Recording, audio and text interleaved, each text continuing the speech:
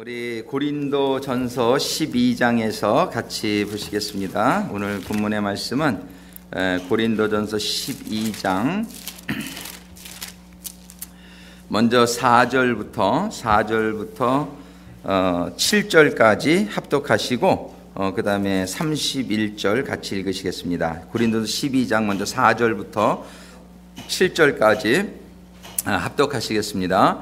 은사는 여러 가지나 성령은 같고 직임은 여러 가지나 주는 같으며 또 역사는 여러 가지나 모든 것을 모든 사람 가운데서 역사하시는 하나님은 같으니 각 사람에게 성령의 나타남을 주심은 유익하게 하려 하심이라. 그 다음에 31절 같이 읽겠습니다. 너희는 더욱 큰 은사를 사모하라. 내가 또한 제일 좋은 길을 너희에게 보이리라. 아멘. 잠깐 기도하시겠습니다. 아버지 하나님 정말 감사합니다. 3일 저녁에 저희들 오늘도 주의 전으로 인도해 주셨음에 감사를 드립니다. 아버지 하나님, 광야와 같은 세상에는 아버지의 전으로 나오는 것을 방해하는 수많은 역사들이 있지만은 오늘 그것을 이기고 주님의 은혜 가운데에 이렇게 주님의 몸된 교회 또 나와서 예배드리게 하시니 감사합니다. 오늘도 함께 하시는 가운데에 아버지 하나님의 음성을 듣는 시간이 되게 해 주옵소서. 생명과 진리 되신 아버지 하나님의 음성이, 말씀이 저희들의 심령을 새롭게 하며 강건하게 하며 또 하나님의 주신 사명을 저희들 따라가는 데에 큰 힘이 되고 지혜가 되고 능력이 되게 하여 주시옵소서. 정말 함께하지 못하시는 우리 성도님들도 하감하여 주시기를 간구하며 기도합니다. 여러 가지 사정들이 극복이 되어지고 3일 예배 때도 나와서 하나님께 다 함께 예배드릴 수 있도록 인도하시고 축복하여 주시옵소서. 예수님의 이름으로 기도드립니다. 아멘. 저희들이 이제 성령님에 대해서 우리들이 쭉 공부하는 가운데에 은사에 대해서 이제 쭉 하다가 지난 2주는 코이노니아라는 주제를 가지고 우리가 성령님, 코이노니아의 성령님에 대해서 공부했고요. 오늘 요번 주간은 이제 성령의 고린도전서 12장에 나오는 은사가 9가지인데 저희들이 그 은사 중에서는 방언의 은사, 예언의 은사, 방언의 은사, 그리고 방언 통역의 은사, 이렇게 3가지는 우리가 같이 좀 봤고요. 이번 주간에는 가능하면 나머지 6가지 은사를 좀 다 보면서 은사에 대해서 좀 마칠 수 있으면 좋겠다 싶습니다. 그런데 우리가 이렇게 성령님의 은사를 우리가 생각할 때 3가지를 좀 분명히 했으면 좋겠어요. 첫 번째는 이 은사의 주체, 2번째는 이 파워포인트에 못 올렸어요. 제가 나중에 정리하죠. 2번째는 은사의 목적, 3번째는 은사의 조건. 요 3가지를 우리가 좀 분명히 다시 한번 짚고 넘어가고 싶은데, 첫 번째, 은사의 주체, 다른 말로 하면 은사의 주인, 은사의 어떤 은사를 하든지, 내가 방언의 은사를 하든지 신유의 은사를 하든지 어떤 은사든지, 은사는 오늘 본문 고린도전서 12장 7절에 보면 각 사람에게 성령의 나타남을 주심은, 여기에 보면 성령의 나타남을 주심은, 그리고 7절 8절에 보면 어떤 이에게는 성령으로 말미암아 지혜의 말씀을. 그래서 성령으로 말미암아, 그러니까 성령님이 은사의 주체라는 사실을 우리가 되기를 바랍니다. 방언을 하게 되더라도 그 예언을 내가 하는 것이 아니라 하나님이 예언의 말씀을 주시기 때문에, 성령님이 주시기 때문에 하는 거라는, 늘 그래서 은사를 가지고 우리가 교만해지거나 또는 은사가 나타난다고 해서 그것이 내가 무슨 실력이 있어서 그런 것인 양 우리가 하지 않게 되기를 바랍니다. 그래서 이 성령의 은사는 전부 성령이 주인이시다. 예, 한번 따라하겠습니다. 은사의 주체는 성령. 그래서 우리는 늘 겸손한 마음으로 주시는 은사에 감사하면서 그저 은사를 통해서, 2번째, 이 은사의 목적, 오늘 7절에 보면은 각 사람에게 성령의 나타남을 주심은 유익하게 하려 하심이라. 근데 유익이라는 말을 영어 성경에 보게 되면은요, Now to each one the manifestation of the Spirit is given for the common good이라고 되어 있어요. 유익이라는 말의 그 원어가 이 common good이라는 의미예요. 그래서 common good이라는 것은 모두 다에게 좋은 이런 뜻이죠. common good이죠. 그러니까는 우리 은사를 사용함에 있어서 이 은사는 전체의 유익, 즉 교회의 유익을 위해서 사용되어져야 한다라는 이런 전제 조건이 있는 거예요. 그러니까 은사가 신유의 은사가 나타나는데 그거를 내가 돈 버는 데 쓴다. 이렇게 되면은 이거는 잘못된 은사의 사용이란 말이에요. 예언의 은사가 나타나는데 그것도 내가 또 돈 받고 예언해주고 이건 점쟁이가 돼버리는 거죠. 그러니까는 은사의 주인이 내가 아니기 때문에 그 은사를 가지고 내가 어떤 세상적인 유익을 구한다. 이거는 뭐 아주 큰 죄란 말이에요. 그러니까 우리가 은사의 주체는 성령님이다. 첫 번째 다시 한번 확인했고요. 두 번째, 은사의 목적은 전체의 유익을 위해서 사용하여야 한다라는 게 있어요. 그러니까는 은사는 전체의 유익, common good, 나의 어떤 베너핏이 아니라 common good, 교회의 유익, 전체 공동체의 유익을 위해서 값없이 이거는 사용되어야 된단 말이에요. 거저 주신 것이니 거저 사용하는 이러한 하나님의 이 원리를 우리가 잊지 않게 되기를 바랍니다.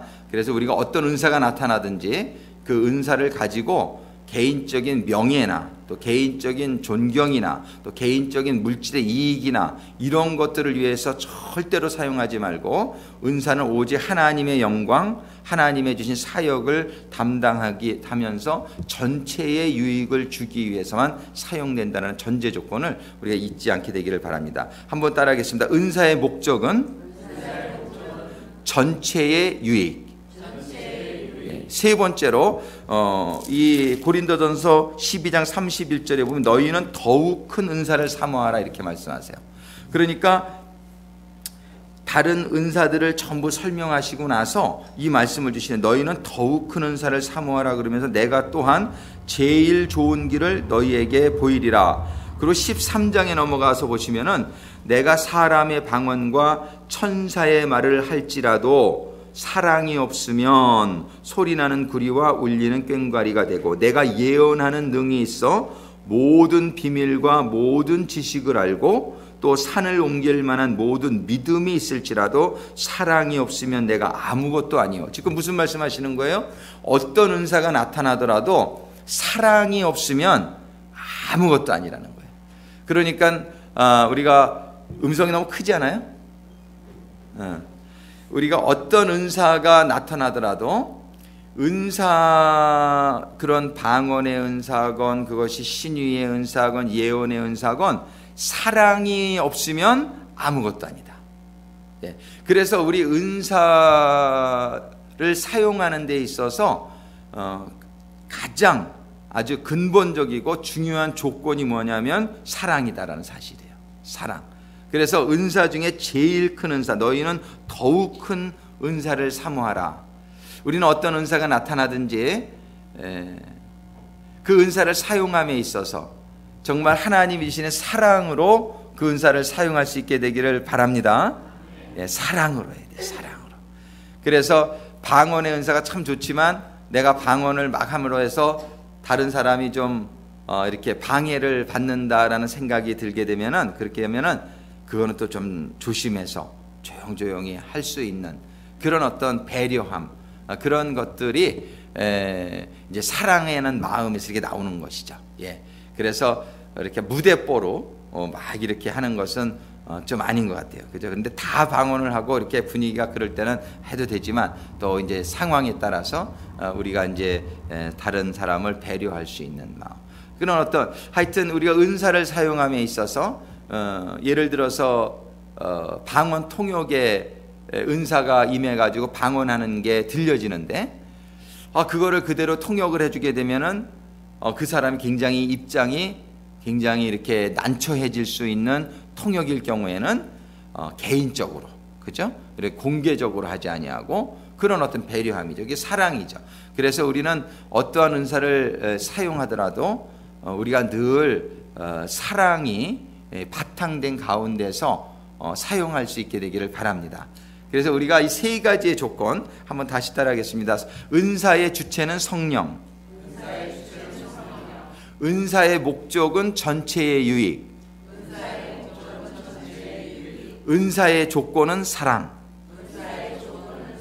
이렇게 좀 우리가 이거를 딱 염두에 두고 우리가 성령님의 은사를 사모하고 또 받고 사용하게 되면은 고린도 교회는 그렇지 못한 가운데 많은 문제들이 발생했단 말이에요. 그래서 이제 사도 바울이 고린도 교회에게 은사가 많이 나타났지만 이런 주의점을 쭉 주시는 말씀을 우리들로 잘 유념할 수 있게 되기를 바랍니다.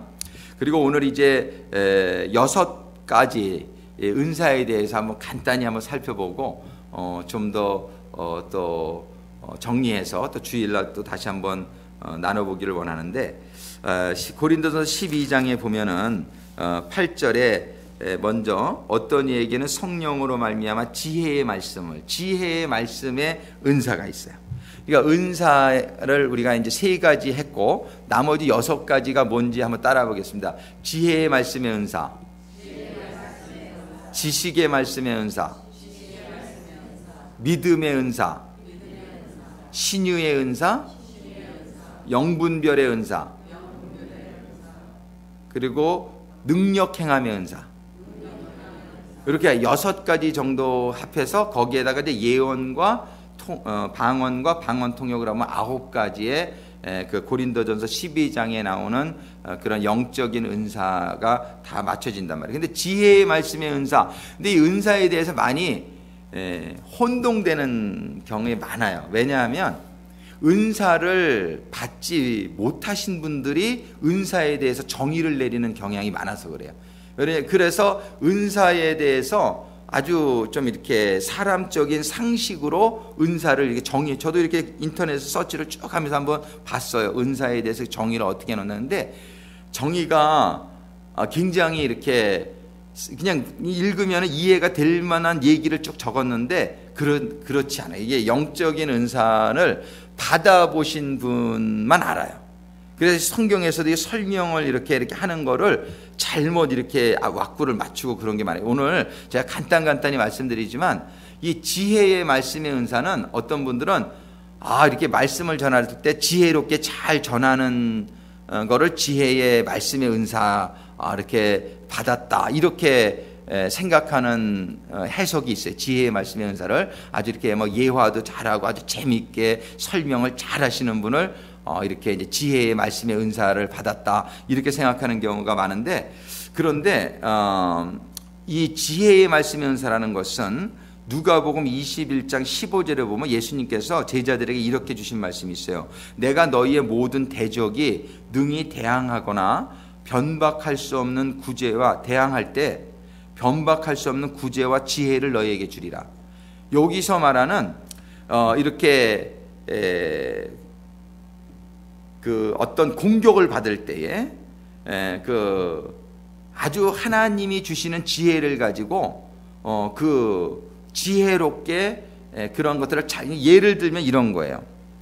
예를 들어서 예수님께서 마태복음 21장 23절로 27절에 보면은 그 대제사장들과 그 장로들이 와서 예수님에게 무슨 권세로 이런 말씀을 전하느냐 그러고 물어봐요. 그러니까 예수님께서 대답을 어떻게 하시냐면은 요한의 세례가 하늘로부터 온 것이냐 아니면 사람에게서 온 것이냐, 이렇게 이걸 반문을 해요. 그러니까 이 사람들이 듣다가 하늘로부터 왔다고 그러면은 너희들이 왜 안 믿었냐고 말할 것이요, 사람으로 왔다고 그러면은 사람들이 다 요한은 하늘로부터 온 걸 아는데 또 사람들한테 이렇게 핀잔을 들을 것이요. 그러니까 이 사람이 대답을 못해요. 그러니까는 여러분들 거기 보면은 그 대제사장들과 장로들이 대답을 못하겠다 그런다. 그러니까 예수님이 그럼 나도 내 권세가 어디서 왔는지 안 가르쳐 주겠다 그러셔요. 그러니까는 요런 지혜예요. 그러니까는 예수님이 성령에 충만하신 가운데에 그런 대적자들에게 이렇게 올무가 되지 않도록 지금 예수님이 그냥 직접적으로 대답을 하지 아니하시고 이거를 돌려가지고서 반문을 하는 그런 지혜, 이런 지혜를 지혜의 말씀의 은사라고 그러는 거예요. 또 한 번 예수님께서 마태복음 21장 21절에 보면 바리새인들이 와서 가이사에게 세금을 내는 것이 가합니까? 이게 잘 하는 겁니까? 못하는 겁니까? 이렇게 물어봐요. 그러니까 예수님께서 그 동전에 누구 그림이 있느냐? 그러니까 가이사의 그림이 있나이다. 그러니까 그러면 가이사의 것은 가이사에게, 하나님의 것은 하나님에게 바쳐라. 이렇게 말씀을 하신단 말이에요.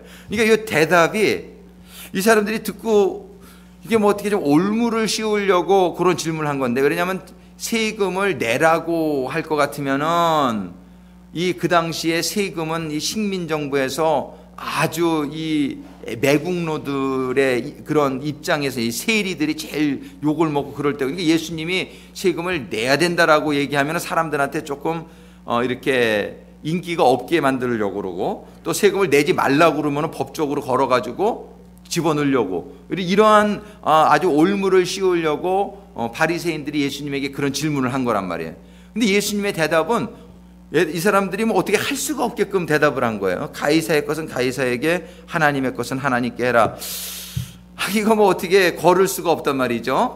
그리고 백성들한테도 그 말이 문제가 되지 않고, 그러니까 이런 지혜예요. 이런 지혜를 사도행전 4장 13절에도 보면은 한번 볼까요? 베드로가 설교를 쭉 합니다. 사도행전 4장에 보면은 설교를 쭉 하는데 사람들이 그 설교를 듣다가 놀래요. 그래서 4장 13절에 보면 이런 얘기예요. 저희가 베드로와 요한이 기탄 없이 말함을 보고 그 본래 학문 없는 범인으로 알았다가 이상히 여기며 또 그 전에 예수와 함께 있던 줄도 알고, 이 이상히 여긴다는 말이 좀 번역이 조금 이상한데 원래 뜻은 뭐냐면은 아주 놀랍게 여겼다, 이런 얘기예요. They were astonished, 영어 성경에 보면.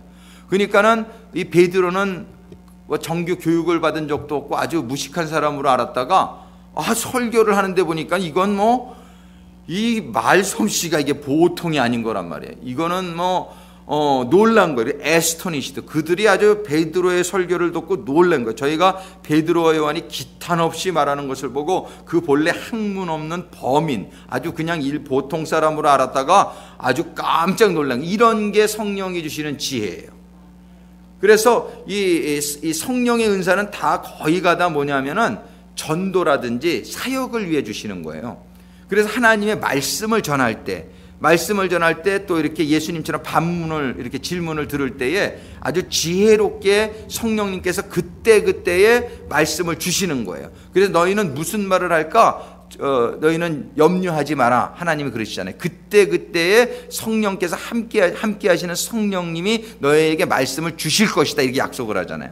이것이 바로 성령의 지혜의 말씀의 은사입니다. 그러니까는 이렇게 막 말씀을 막 사전 보고 이렇게 막 컨코던스 보고 준비해가지고서 뭐 예화 사전 찾아가지고 막, 이거는 지혜의 은사가 아니, 이거는 자기가 노력해서 이렇게 해서 이렇게 준비하는 은사죠. 그래가지고 그 사람의 재능이에요. 그거는 그 사람이 재능껏 말씀을 잘 준비해서 전하는 거는 그거는 그냥 달란트지, 그 사람에게. 그런데 이 성령의 지혜의 은사는 아니란 말이에요. 이 성령의 지혜의 은사라고 하는 것은 이렇게 자기가 준비하지 않았는데, 설교를 할 때도 그런 경우가 있어요. 준비를 전혀 하지 않았는데 하나님이 설교하는 중에 갑자기 어떠한 것이 떠오르게 하세요. 어떠한 예화라든지 성령의 감동으로 그거를 이렇게 전하게 되면은 말씀이 아주 잘 설명이 되어지고 그러는 경우가 많이 이렇게 또 경험이 된다면 성령에 충만할 경우에요. 그래서 성령에 충만하신 분들의 말씀을 보면 대부분 말이 좀 빨라요. 말이 좀 빠른 이유가 왜 그러냐면은 성령이 감동해 주시니까 이 나도 모르는 사이에 그냥 말이 그냥 다다다다다, 그리고 오토바이처럼 이게 막 나오는 대로 그냥 막 이렇게 하다 보니까는 듣는 사람들이 들을 때는 좀 말이 좀 빠르다, 이해할 수 없다, 이렇게 생각이 될 수 있는데, 그렇게 생각이 되는 분은 성령이 좀 덜 충만하신 분이고 이게 성령에 감동해서 막 빨리 하는데 막 이게 은혜가 되는 분은 성령이 충만하신 분이에요.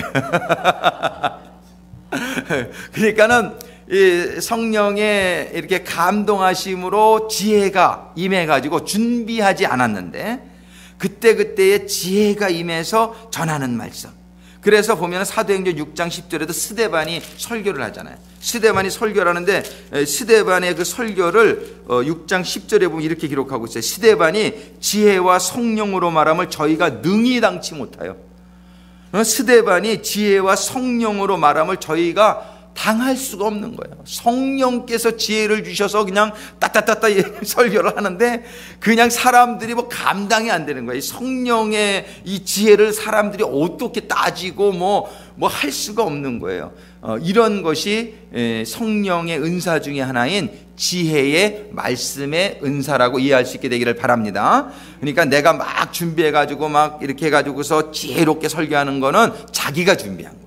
그거는 성령의 지혜, 그 중에도 성령님이 좀 역사하실 수도 있겠지만은, 그거는 보통 일반적으로 자기의 실력 가지고 준비하는 거하고, 성령님이, 그때, 이 성령님의 역사는 이 지혜자는 그때 감동하셔 주시는 거하고는 좀 구분할 수 있게 되기를 바랍니다. 두 번째로, 한번 따라하겠습니다. 지식의 말씀의 은사. 이것도 많이 혼동하는 것 중에 하나예요. 지식이 많은 분을 갖다 저분은 지식의 말씀의 은사가 있는 것 같아. 이거는 아니에요. 그분이 그냥 지식이 많은 거야.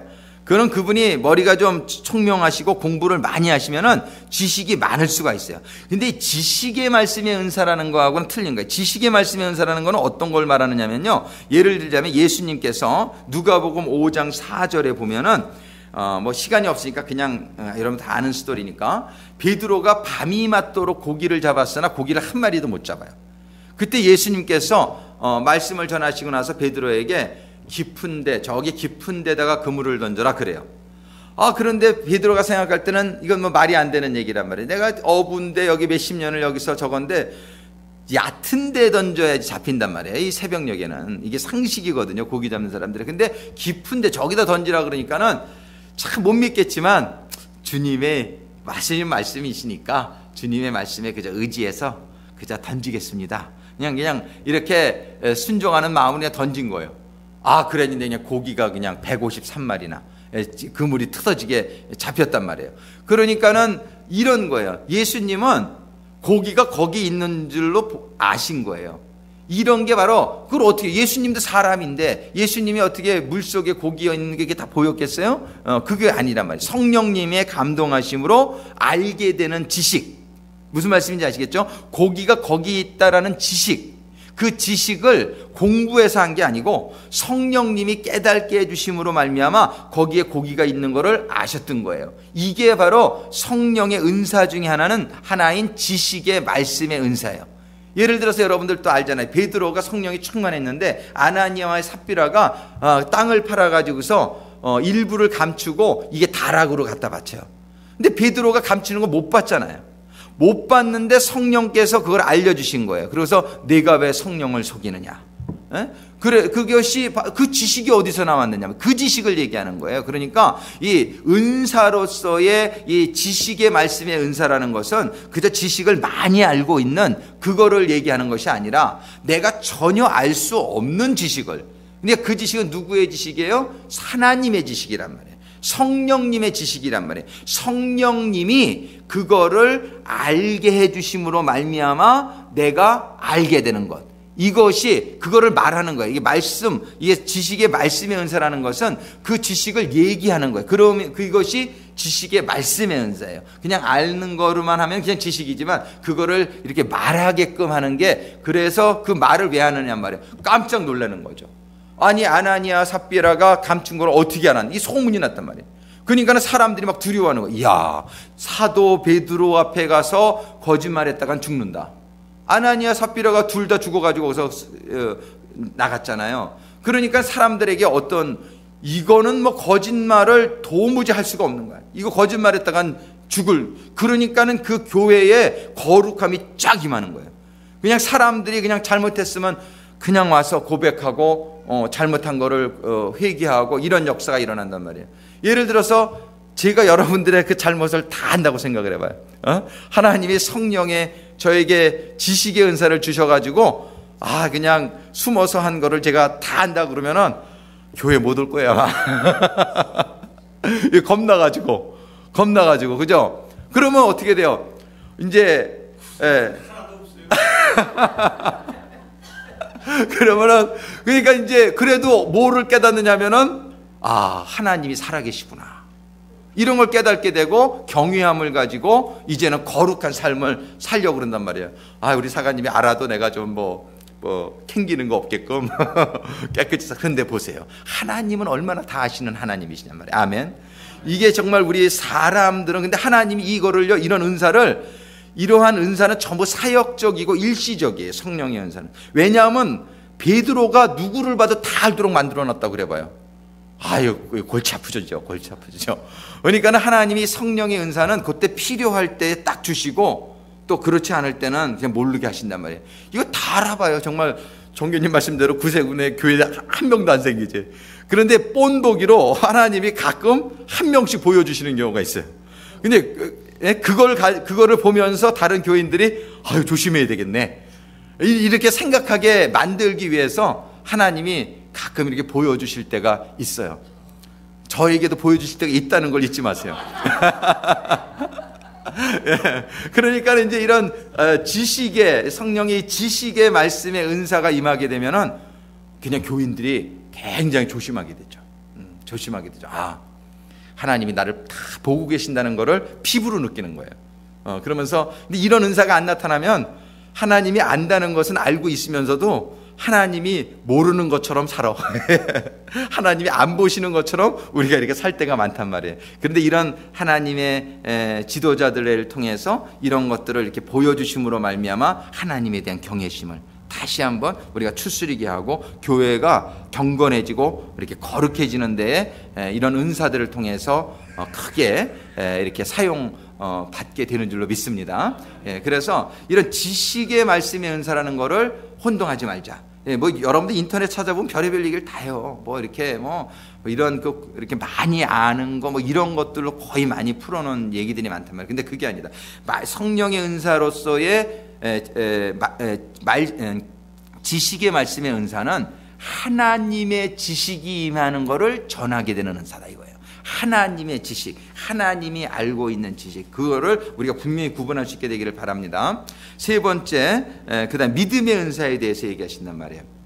믿음의 은사라고 하는 것은 우리가 이렇게 구원 얻는 그런 믿음, 일반적인 믿음하고는 좀 차이가 있는 것을 말하는 거예요. 이 믿음의 은사라고 하는 것은 이게 확실히 막 믿어져서 기적을 일으키는, 믿으면은 기적이 일어나잖아요.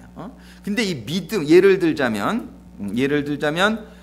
요한복음 11장 40절에 보면은 예수님께서 죽은 나사로를 살리실 때에 미리 기도를 하세요. 아버지여, 내 말을 들으신 것을 감사하나이다. 아직 나사로가 안 살아났어요. 그죠? 나사로가 안 살아났는데 예수님의 마음에 성령의 감동하심 가운데 나사로가 살게 될 거라는 확실한 믿음이 성령의 감동으로 오신 거예요. 아멘. 이러한 확신이 없이는 어떻게 나사로가 살았다라고, 살게 해주셔서 감사하다라고 미리 기도를 해버리게 할 수 있겠느냔 말이에요. 이런 확신이 없이는. 그렇잖아요. 예? 이런 믿음이, 그러니까 이 믿음의 은사라고 하는 것은 이루어지지 않았는데 이건 아주 100% 된 것이 확신이 되어지는 은사예요. 이게 성령의 은사예요. 그러니까 예수님께서는 하나님께 미리 하나님 감사합니다. 살려주셨네요. 어떻게 이렇게 기도를 할 수 있느냐? 믿음이 이미 확실하게 성령이 감동해 주셔서 살았다는 것을 보여주셨든지, 성령님께서 이런 거. 예를 똑같은 일이 뭐냐면 사도행전 3장 6절에 보면 베드로가 성전 미문에 기도하러 들어가다가 안진뱅이를 만나잖아요. 그죠? 40세가 좀 넘은 안진뱅이를 만나는데 아무도 못 고친 사람이에요. 40년을 안진뱅이에요. 그런데 이 사람이 구걸하는데 사도 베드로는 딱 보더니 그에게 내가 나에게 금과 은은 없으나 나사렛 예수 그리스도의 이름으로 명하노니 일어나 걸으라. 일어나 걸으라 그래. 아니 거기에 사람들이 얼마나 많은데, 예? 사람들이 얼마나 많은데 일어나 걸으라 했다가 못 걸으면 어떡할 거냔 말이에요. 그죠? 그러니까 근데 이 베드로에게는 그렇게 말할 수 있었던 것은 뭐냐면은 이 사람한테 그렇게 말하면 살아날 것이라는 성령님이 이 사람이 걸을 것이라는 확실한 믿음을 주신 거예요. 그 믿음에 조금도 의심이 없는 거예요. 제 생각에는 성령님께서 환상 이렇게 슬쩍 보여주시지 않았을까, 뭐 그런 생각을 해봐요. 그 구체적으로 기록은 안 됐지만 베드로가 뭘 믿고 그렇게 막 선언할 수 있냔 말이에요. 이 믿음이, 그 믿음이 바로 사람은 사람의 상식이 있어가지고요, 그게 믿음이 들었어기가 힘들어요. 그래서 저도 이렇게 기도를 할 때 보면 믿음이 안 들었어요. 그래서 어떨 때는 막 몇 시간을 기도하는 적이 있어요. 하나를 놓고. 이 믿음이 안 생기니까 그냥 기도하는 거예요. 믿음이 생길 때까지. 믿음이 생길 때까지 그 믿음이 들어서기가 얼마나 힘든지 모른단 말이에요. 이렇게 여러분들이 이렇게 다 믿어지면 얼마나 좋겠느냐 말이에요. 근데 이게 잘 안 믿어지거든요. 이게 병든 자를 위해서 기도하는데 끝까지 믿음이 안 들어서는 경우도 있어요. 그런데 믿음이 탁 들었으면 선포할 수가 있어요. 아, 이제 낫습니다. 왜 그러냐면 하나님께서 그 믿음을 탁 주시는 거예요. 탁 주시는 거예요. 그런데 지금 사도 베드로가 안진뱅이를 위해서 기도했냔 말이에요. 그렇지 않단 말이에요. 딱 보는 순간 그냥 그런 거는 성령의 은사예요. 그냥 이렇게 성령님께서 감동을 팍 주시는 거예요. 기도해라, 이제 산다. 이런 감동을 팍 주시는 거예요. 그러니까 미리 선포하는 거예요. 일어나라.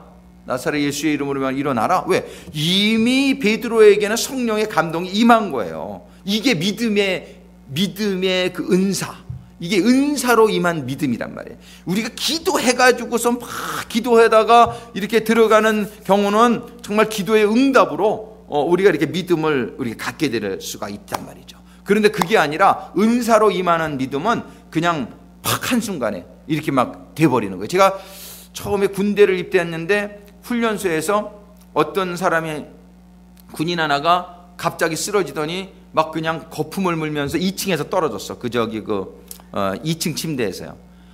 그랬는데 마음속에 하나님이 기도하면은 얘가 살아난다는 확신을 저에게 주시더라고. 그래가지고서 기도를 딱 하려고 그러는데 조금 쫄리더라고요. 내 상식으로는 이게 좀 그렇단 말이죠. 그래가지고 여기 예수 믿는 사람이 있냐고 그랬더니 이렇게 손을, 내가 기도하는데 같이 날 도와줘라. 그래가지고 딱 세우고 기도를 딱 했는데 기도하자마자 얘가 탁 살아나는 거예요. 그래가지고서 막 구급차오고 그랬는데 안 갔잖아요. 그러니까는 그런 일이 나니까 그 다음날이 주일인데, 자, 교회 갈 사람 다 나와. 그러니까는 40명이 쫙 나와 줄 서더라고. 그래가지고 또 제가 계급이 제일 높았잖아요. 그래 대학 졸업하고 들어가면은 계급이 높아요. 일반 병으로 들어가도. 그래가지고서 그냥 left, right 해가지고서 그냥 40명이 쫙 이런 기적이 나타나니까, 그런 어떤 하나님이 그렇게 하나님이 그걸 순간적으로 저에게, 제가 평소에 그런 사람 보고 기도 못했단 말이에요. 근데 하나님이 저를 감당을 딱 해주시더라고요. 감동을 딱 해주셔가지고 이거 기도하면 날 거라는 그런 마음의 확신이 딱 드는 거예요. 그러니까 이게 뭐냐면 성령의 믿음의 은사예요. 그러니까 여러분들이 이런 성령님께서 감동하여 주실 때는 여러분들 스스로를 보지 마시고 성령님의 감동을 믿으시고 담대하게 기도할 수 있게 되기를 바랍니다. 그럼 역사가 나타나요. 그런 역사가 나타남으로 말미암아 하나님이 영광을 받으시고 사람들이 하나님의 경외함을 갖게 된다. 이게 믿음의 은사. 그러니까 믿음의 은사는 이런 우리가 막 이렇게 믿음을 가지려고 해서 막 이렇게 해서 얻는 그런 믿음하고는 차이가 있단 말이에요. 그죠? 우리가 믿음의 성령의 감동으로 이런 기적을 일으키는 그런 어떤 상황 가운데서 하나님께서 이렇게 순간적으로 탁 주실 그런 거를 말하는 거예요. 그 다음에 병 고치는 은사. 병 고치는 은사는 우리들이 잘 알죠. 근데 이 병 고치는 은사도 기도의 응답으로서의 병을 고치는 거하고 차이가 있대요. 제가 그 전에도 그런 얘기했지만, 우리가 이제 아픈 자가 있을 때 막 기도해서 기도의 응답으로 병이 날 수 있어요. 병이 날 수 있어요. 근데 병 고치는 은사는 뭐냐면은, 이렇게 아픈 사람이 딱 오잖아요. 그러면 그 병이 보여. 이 병 고치는 신유의 은사가 있는 사람들은요, 그 병이 무슨 병인지를 먼저 알아요. 그 사람이 얘기하기 전에 알아요, 보통. 이게 보이는 거예요. 영적으로 이게 보여요. 그래서 관절염이 있으시네요. 제가 이거 신유의 은사 있는 분들하고 이렇게 같이 이렇게 사역을 좀 이렇게 쭉 이렇게 해본 적이 있는데, 이 병을 다 알아요. 그래서 우리 멕시코 선교를 갔는데, 이분이 멕시코 말을 모르잖아요. 이게 멕시코 분들은 또 이게 영어를 모르고, 그러니까 이분들 설명을 못해요. 근데 갔을 때 앉으라 그래. 이렇게 딱 보면은 보인대. 어디가 아프신지. 그래, 이게 신유의 은사가 있는 거예요. 은사와 기도의 응답은 차이가 있단 말이에요. 근데 우리가 은사가 없어도 우리는 기도하면은 또 하나님이 기도의 응답으로 치유해 주실 줄로 믿습니다. 그거는 우리가 기도하는, 병 아픈 사람은. 근데 신유의 은사가 임하는 사람이 있어요. 그 신유의 은사가 임하는 경우에는 그냥 병이 그냥 이렇게 알려지고 그리고 그분의 그런 기도에 의해서 그냥 나버린다. 그래서 옛날에 그 순복음교회에서도 신의 은사가 많이 나타날 때에 성령님이 근데 치유하시는 거죠. 이렇게 조영기 목사님 그 전에 설교하시다가 여기 무슨 병 든 분이 지금 낫습니다. 뭐 이렇게 지금 무슨 암에 있었던 분이 지금 나갔습니다. 이거 뭐 성령이 알려주시는 거고 성령이 치료하는, 이분이 뭐 특별히 뭐 안수기도 하고 그런 것도 아니란 말이에요. 이것이 바로 신유의 은사예요. 근데 이런 신유의 은사가 있는 줄로 믿습니다. 신유의 은사가 성경에 있다라고 말씀하신단 말이에요. 그런 예는 뭐 많이 있죠. 아까 사도 베드로가 안진뱅이를 고친 것도 믿음의 은사이면서 또한 신유의 은사일 수도 있다라고 우리가 볼 수 있는 거예요. 그러니까 뭐 구체적으로 우리가 이게 구분하는 것이 사실은 뭐 필요하지는 않지만은 어떤 신유의 은사가 사도 베드로에게 있어서 그랬을 수도 있다. 또 아까처럼 믿음이 있어서 그랬을 수도 있다면 신유의 은사가 있을 수도 있다라고 말한다. 그래서 사도행전 4장 30절에 보면 손을 내밀어 병을 낫게 하옵시고 이렇게 기도한단 말이에요. 손을 내밀어서 그냥 신유의 은사는 그 자리에서 그냥 병이 나는 거예요. 이제 순간적으로 성령의 역사가 임해서 병이 그냥 임하는 거예요. 그래서 이 신유의 은사가 임하지 않은 상태에서는 참 기도를 이렇게 오래 해야 되고 열심히 해야 되고 막 이제 그렇게 되는데, 신유의 은사가 있는 분들은 그냥 건드려요. 툭. 벌써 이렇게 그냥 툭툭툭툭 이렇게 치고 가면은 그냥 이 치유가 그냥 이렇게 일어나는 신유의 은사. 이런 것들이 우리에게 임하게 되기를 소망합니다. 신유의 은사. 근데 이게 은사를 주실 때에 왜 어떤 사람한테는 은사를 주시고 어떤 사람에게는 은사를 안 주시나, 이제 그런 생각을 우리가 좀 하게 되잖아요. 근데 예를 들어서 칼이 굉장히 유용하잖아요. 칼은 우리가 요리할 때 칼 없이 어떻게 감자를 깎고 어떻게 하게 되지? 칼이 있어야 우리가 썰기도 너무나 유용한데, 이 칼을 깐난쟁이 1살짜리가 칼을 달라 그러면 이게 줄 수 있느냐 말이에요. 이거 못 준단 말이죠. 왜냐하면은 다칠까봐, 그죠? 이거 잘 쓸 줄을 모르니까. 똑같아요. 이 은사도 하나님이 사실은 다 주고 싶지 않으시겠느냐 말이에요, 그죠? 근데 이 은사가 준비 안 된 사람에게 은사가 임하면은 이게 아주 위험할 수가 있단 말이에요. 그 은사 때문에 아주 망하는, 이 신앙으로서 망하는 경우가 얼마나 많느냐 말이에요. 이 준비된 사람들의 경우에도 은사를 사용하다가 교만해지고 그 은사로 인해서 아주 잘못되어지는 이단으로 빠지고 영적으로, 왜 그러면 이 은사자들에게는 영적으로 공격이 더 많이 오거든요. 그 하나님께서 참 이걸 아무에게나 주실 수 없는 것이 이 은사를 사용할 만한 지금 그 사람의 신앙의 인격이나 성숙이 되어 있지 않기 때문에 하나님이 못 주시는 경우가 많다. 이런 것들, 은사는 보면 하나님의 은사는 얼마나 좋은 거냐 말이에요. 정말이지 하나님의 은사는 다 하나님이 사모해라, 이것을 너희들이 무지하지 않기를 원한다 말씀하시면서 은사들을 구하라고 말씀하셨단 말이에요. 그런데 우리가 그 은사를 너무나 좋은 것이긴 하지만, 유용한 것이긴 하지만, 우리가 그 은사를 받을 경우에 그거를 오히려 우리에게 해가 될 경우가 있을 수 있다, 많이 있을 수 있단 말이죠. 그래서 하나님께서는 은사를 준비된 자, 그죠? 줘도 정말 이게 잘못 사용하지 않을 수 있는 준비된 사람에게 은사를 주신다라고 생각이 되어진단 말이에요. 그래서 하나님이 모든 역사가 그러시잖아요. 하나님의 역사가 이렇게 다 앞뒤를 재시고 이런 걸 다 이렇게 따져가지고 하시기 때문에, 그래서 내가 은사가 지금 없다 그러면은 정말 이렇게 내 신앙 인격이 좀 더 성숙되어져 가는 경우에 하나님이 나에게 은사를 주실 수 있는 그런 신앙 인격으로 먼저 우리가 자라갈 수 있게 되기를 바랍니다. 그래서 우리가 준비된 자들은 하나님께서 주실 만한 은사를 그때그때 다 주시면서, 정말 그걸 통해 예수님께서는 모든 은사를 다 가지고 계셨잖아요, 그죠? 예수님 모든 은사를 다 가지고 계신 분이라. 저도 어떤 분을 9가지 성령의 은사를 다 받으셨다는 분을 그분이 그렇게 말하는 것을 들은 적이 있어요. 근데 모르겠어요, 제가 확인을 못 해봤는데 근데 이렇게 정말 신앙 인격이 이렇게 되면은 성령의 은사 9가지를 예수님은 다 받으셨단 말이에요. 그래서 우리도 예수님과 같은 인격의 성숙으로 들어감에 따라 그런 은사도 임할 수 있을 줄로 믿습니다. 예, 이건 좋은 건데 하나님의 주시지 않으시겠느냐. 그래서 신유의 은사, 이것은 우리가 기도로서 병 고치는 거하고는 차이가 있다. 그저 순간적으로 하나님께서 그거를 이렇게 고치시는 성령의 역사로 그냥 탁탁탁 지나가도 이렇게 고쳐지는 그런 신유의 은사가 있다. 그 다음에 능력 행함의 은사. 능력 행함의 은사에 그런 여러 가지 적은데 특별히 능력 행함은 귀신을 내어 쫓거나 이럴 때요. 이렇게 능력으로 이렇게 그 사도 바울이 어디 갔을 때 박수 무당이 그죠? 와가지고서 회방하고 그러잖아요. 그러니까는 눈을 멀게 하고 그죠? 또 손이 마르게 하고 이러한 능력이죠.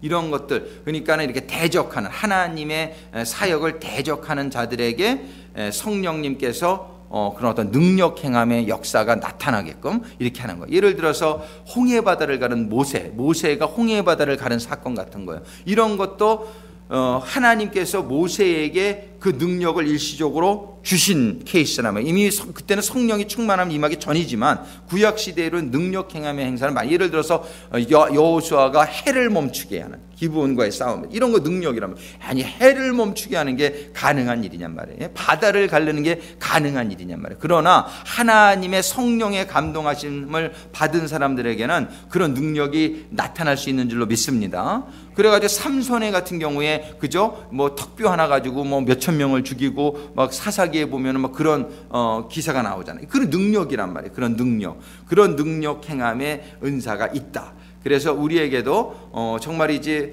그 윈 형제라고 하늘에 속한 사람이라는 그 책을 보게 되면은 그분의 감옥에서 이렇게 하나님께서 이제 나가라고 그래가지고서 이렇게 탈옥을 하게 되는데 가면은 그냥 문이 털커덕 열리는 거예요. 근데 그 간수가 다 있는데 보지를 못하는 거예요. 그러고 나왔는데 밖에 나왔는데 보니까 담이 뭐 엄청 높은 거예요. 그 감옥에 담이 나오긴 나왔는데 그랬는데 갑자기 성령의 능력이 임해가지고 거기를 뿡 떠가지고 무슨 그 영화에 나오는 것처럼 있죠. 그래가지고 바깥으로 이렇게 나오게 하시는 그런 이게 아주 무슨 만화 같은 얘기인데 성경에 보면은 있잖아요. 그 누구예요? 에디오피아 내시에게 가서 말씀을 전한 빌립 집사님 같은 경우에 보면은 무슨 축지법 쓰듯이 하나님께서 그냥 슉 가서 데려가시더니 그 에디오피아로 돌아가는 내시 옆을에 가서 보게 하시잖아요. 이런 거예요. 그러니까는 성경에도 보면은 이런 게 능력이에요. 이런 일들이 많이 있다는 거예요. 그래서 우리는 하나님은 슈퍼내추럴한 초자연적인 하나님이라는 사실을 우리가 잊지 않게 되기를 바랍니다. 그러는 가운데에 우리에게 그런 기적들이 일어나는 것을 많이 체험해 본단 말이에요. 오늘날에도 그런 기적들은 많이 있는 것을 보게 돼요. 그래서 특별히 병을 고치는 것은 신의의 은사지만은 그런 것 이외에도 우리가 정말 아까 철문이 철커덩하고 열린다든지 뭐 그리고 이러한 능력들이 우리의 삶 속에 얼마든지 왜냐하면 하나님은 언제나 동일하시기 때문에요. 홍해 바다를 가르신 하나님의 능력은 오늘날 우리에게도 임할 수 있을 줄로 믿습니다. 아멘. 이게 능력 행함의 은사란 말이에요. 그래서 지금 이 성령의 은사라고 하는 것은 전부 뭐냐 하면은 초자연적인 은사를 말하는 거예요. 한마디로. 이런 사람의 어떤 준비나 뭐 사람이 막 노력해서 이런 게 아니라 하나님이 그때그때의 필요한 상황 속에서 준비된 자를 통해서 하나님이 이런 기적을 일으키시는 것. 이것이 아까 지혜의 은사도 기적이죠. 내가 전혀 생각지 못했는데 하나님 지혜를 탁 주셔가지고 말씀을 전하고, 지식도 기적이죠. 전혀 모르는 일들을 하나님이 탁 알게 해주셔가지고서 탁 이렇게 말하게 하고, 예언의 은사도 마찬가지죠. 미래의 일을 우리가 어떻게 알 수 있느냐 말이에요. 우리의 실력으로. 그러나 하나님께서 앞으로 일어날 일을 가르쳐 주심으로 말미암아 예수님도 얼마나 예언을 많이 했냔 말이에요. 그죠? 말세에 이런 일이 있으리라 그러면서 쫙 예언의 말씀을 주시잖아요. 이런 것들이 전부 뭐냐면 초자연적인 일이라는 사실이에요. 그래서 성령의 은사를 우리가 이해함에 있어서 그런 기본적인 이해를 가지고 보면 좋겠어요. 영들 분별함의 은사. 영들 분별하면서 성경에도 많이 나타나잖아요. 그리고 요한일서 4장 1절에 보면 사랑하는 자들아 영을 다 믿지 말고 오직 영들이 하나님께 속하였나 시험하라. 많은 거짓 선지자가 세상에 나왔음이니라. 마태복음 24장 24절에 거짓 선지자들과 거짓 그리스도들과 거짓 선지자들이 일어나 큰 표적과 기사를 보여 할 수만 있으면 택하신 자들로 미혹하게 하리라. 이런 거짓의 영들이 많이 있으리라고 성경은 얘기하고 있단 말이에요. 그래서 그 영들 분별함에 보면은 사도행전 8장 32절에 한번 말씀 잠깐 보고 마치겠습니다. 사도행전 8장 거기 써 있죠. 우리 같이 읽겠습니다. 내가 보니 너는 악독이 가득하며 불의에 매인 바 되었도다. 이게 영적으로 보이는 거예요. 내가 보니 이 영적으로 그 사람의 마음속에 들어있는 악독과 그런 불의가 사도 베드로에게 보인 거예요. 이런 것이 영분별의 은사란 말이에요. 그래서 우리가 특별히 말세일수록 이런 많은 그 거짓의 영들, 적그리스도들이 이렇게 많이 나타난다고 하는데 영분별의 은사는 얼마나 중요한지 모른단 말이에요. 그래서 정말이지 이런 영분별의 은사도 사람의 지식으로 그 사람을 판단하는 것이 아니고 하나님의 성령이 알게 해주시는 거예요. 그래서 그 사람이 이렇게 보이는데 그런 경우 많이 있습니다. 그 사람 안에 들어있는 불의가 영적으로 보이는 거예요. 그 사람의 거짓이 보이는 거예요. 겉으로는 굉장히 인자하고 웃음을 띠고 이렇게 아주 점잖은 말을 하고 그러는데 그 사람 안에 들어있는 그러한 악한 영의 존재가 우리 눈에 보이는 적이 있단 말이에요. 참 처음에 제가 은혜 받아서 지금도 잊을 수가 없는 것이 은혜를 받고 딱 산에서 내려왔는데 지나가는 사람들의 영이 다 보이는 거예요. 한 달을 보이더라고요. 이렇게 보이는데 정말 그 영의 실체가 이제 정말 구원받은 그런 분들에게 보이고 그렇지 않은 분들이 그 영적으로 얼마나 피폐되어져 있고 그리고 완전히 죽은 시체와 같은 그런 모습이 이렇게 보이는데 눈물이 그렇게 나더라고요. 이렇게 보면서 그래서 그냥 한 달을 울었어요. 그래서 이게 그런 저는 그걸 아주 철실하게 이렇게 체험했는데 이렇게 지금도 그때 같지는 않지만 좀 보이는 때가 이렇게 보인단 말이죠.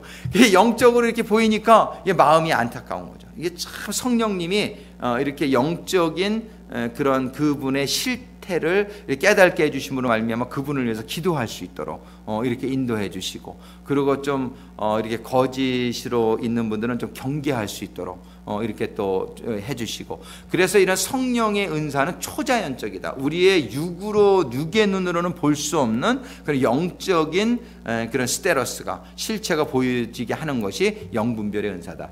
우리가 6가지 다 돌아봤습니다. 이것이 사실은 하나하나 이렇게 보면은 또 이렇게 좀 더 깊이 볼 수도 있지만은 제가 생각할 때에 원리는 다 같기 때문에 이런 은사가 있다는 것을 우리가 이해하고 우리들이 기도할 때에 정말 이러한 은사들이 사모하는 가운데 간구하시고 그리고 이런 은사가 여러분들이 말 때 하나님 성령님께서 지금 나에게 이런 영분별의 은사를 주시나 보다 이렇게 이해할 수 있는 정도면은 제일 중요한 거는 우리가 이런 은사들이 있다는 걸 깨닫고 사모하는 가운데 우리가 체험해 보는 게 제일 중요하단 말이에요. 근데 이런 이 성령의 은사가 임하는데 조건은 뭐예요? 성령 충만이죠. 성령 충만만 받으면 하나님께서 그때 필요한 대로 하나님이 주실 줄로 믿습니다. 그래서 우리가 성령 충만 받는 방법은 또 지난주에도 이렇게 또 생각하고 그랬지만 항상 우리들의 성령 충만을 막고 있는 것은 우리들의 죄란 말이에요. 그죠? 우리들이 그저 깨닫지 못하는 죄가 우리들의 성령님이 우리들의 충만이 임하시는 걸 방해하고 있으니까 오늘도 기도하실 때 지금 이제 한 10분 정도 우리 기도하시고 마쳤으면 좋겠는데요. 정말 하나님 앞에